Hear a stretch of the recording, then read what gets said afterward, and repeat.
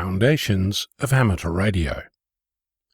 The International Amateur Radio Union, or IARU, is the governing body of our community. It represents us on the world stage through the International Telecommunications Union, the ITU.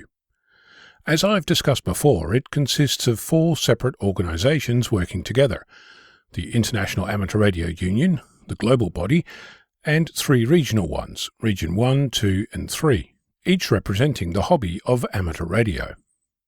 Previously, I've looked at the constitution of the IARU to get a sense of its purpose in the world. At the time, I mentioned the notion of comparing the 4 organisations against each other, since ostensibly they're doing the same thing for a different part of the world. Each of these regional bodies was created separately by different groups of people, and their constitutions reflect that.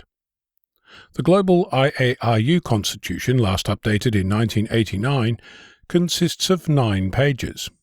The IARU Region 1 Constitution, with proposed amendments from 2020, has 31 pages. The English version of the Region 2 Constitution, since there's also a Spanish one, was amended in 2019, has 6 pages, including 2 copies of Article 2, and refers regularly to the Global IARU Constitution. And finally, Region 3, amended in 2012, has 15 pages. What is striking at first glance is just how poorly these documents are constructed. Formatting, inconsistent spelling, indentation, general layout, and all are lacking attention to detail. I think that this reflects poorly on the internal workings of the IARU, but I digress. Curiously, the Region 3 website has a whole section on proposed changes to the Constitution. Many of those changes are around the election of officials and voting procedures.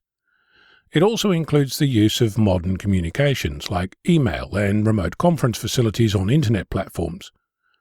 One paragraph stood out. Quote, "It was also realised that changes would need to be made to formally recognise that we will, as happened at the online conference in 2021, have females as well as males taking responsible positions in IARU Region 3." End quote. It must have come as quite a shock to the delegates to learn that there are females in our hobby. This must have already happened in Region 1, since there is a reference to he/she in relation to being elected. Mind you, use of the word they must not have occurred to the authors. But don't worry, we shouldn't rush these things. The international body and Region 2 constitutions both use he for roles. I will point out that the international body has a weasel clause where it states, among other things, quote, "Words importing only the masculine gender include the feminine gender and the neutral gender." End quote. It's a good start, but falls short of standards expected today. If you're not sure what all the fuss is about, let me illustrate.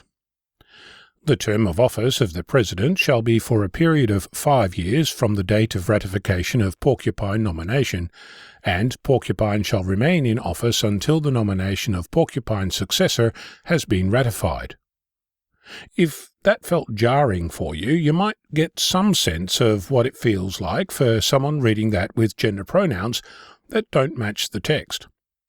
A better solution would be, "The term of office of the President shall be for a period of 5 years from the date of ratification of their nomination, and they shall remain in office until the nomination of their successor has been ratified."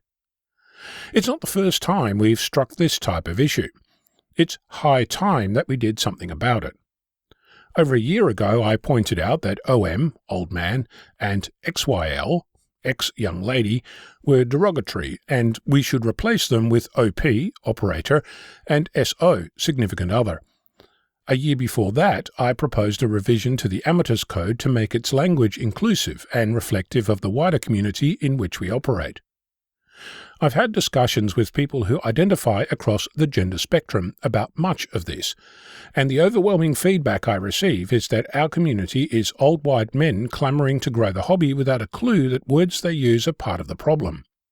So, credit to Region 1 for implementing some of this and to Region 3 for starting this conversation. I don't doubt that there are members in the Global IARU and Region 2 who would like to see this implemented, and to you I say, it's time.